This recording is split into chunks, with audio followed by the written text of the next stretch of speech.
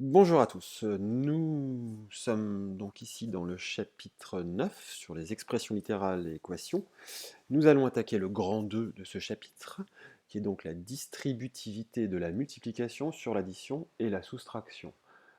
Dans ce, dans ce grand 2, dans cette grande partie, nous allons voir trois choses. Nous allons voir dans cette vidéo les deux premiers éléments, une définition de la distributivité, et ensuite, nous allons voir comment factoriser une expression littérale. Alors, première propriété, donc la distributivité. On dit que la multiplication est distributive sur l'addition et la soustraction, ce qui signifie que pour tout nombre a, b et k, quel qu'il soit, on aura k fois a plus b est égal à k fois a plus k fois b. Et de la même manière, k fois a plus k fois b est égal évidemment à k fois a plus b. On peut aussi, elle s'applique également dans le cas de la soustraction, donc k fois a moins b sera égal à k fois a moins k fois b. Nous avons ensuite quelques exemples que je vous propose. 3 fois a plus b, eh bien c'est égal à 3a plus 3b. On a aussi que 3k plus 5k est égal à 3 plus 5 fois k, soit à 8k. Ici, imaginez que vous êtes deux, l'un d'entre vous a 3 kakis, ou 3 koalas, un autre a 5 koalas. Au total, vous auriez à tous les deux 3 plus 5 k, koala, kaki, comme vous voulez. On a également que 8 fois c moins 3, eh bien c'est égal à 8 fois c moins 8 fois 3, ce qui est égal à 8 fois c moins 3 fois 8, 24, moins 24. Bien entendu, tout le monde se rappelle que a fois b fois c est aussi égal à a fois c fois b, est égal à c fois a fois b, est égal à b fois c fois, etc.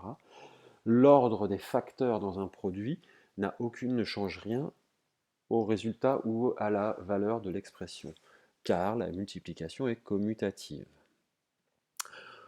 Je vous invite à faire l'exercice 16, page 102, par vous-même. C'est pas très compliqué. Respectez les consignes, faites-le sans machine à calculer.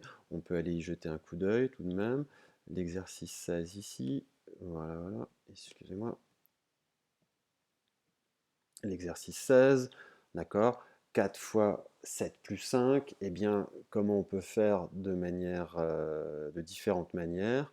Ici, soit pour le A, soit on fait 7 plus 5, ça fait 12, et on fait donc 4 fois 12, qui est égal à 48, ou alors on fait 4 fois 7, 28, plus 4 fois 5, 20, ce qui fait aussi 48.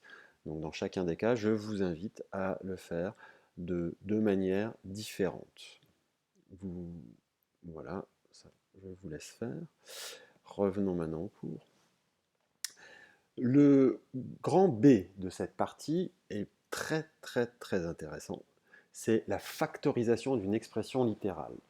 Et là, on touche vraiment à l'essentiel et au cœur des expressions littérales, puisque la factorisation, c'est quelque chose qui est tout à fait intéressant, puisque ça permet de simplifier une expression et même de la comprendre mieux.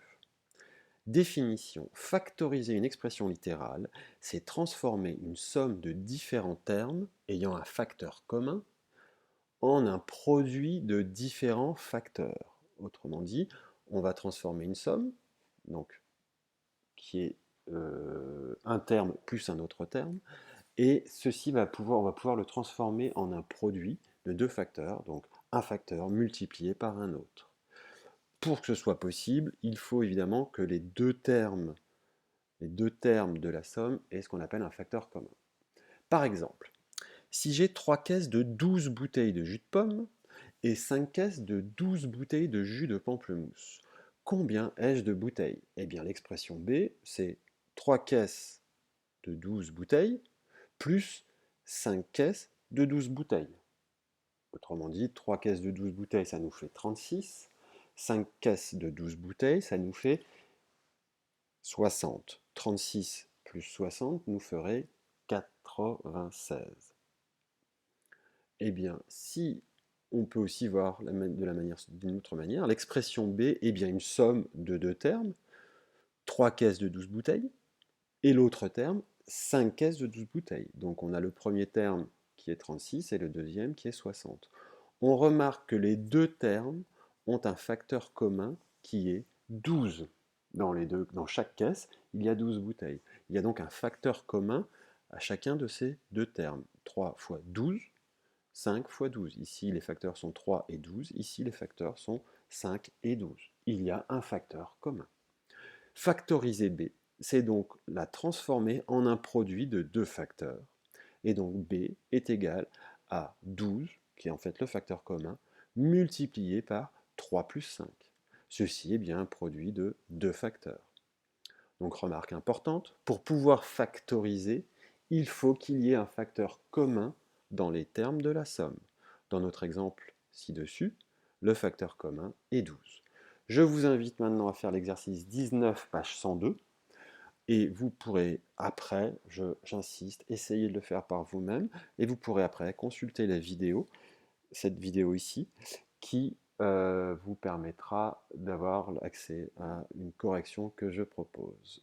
Voilà, j'espère que tout cela a été clair.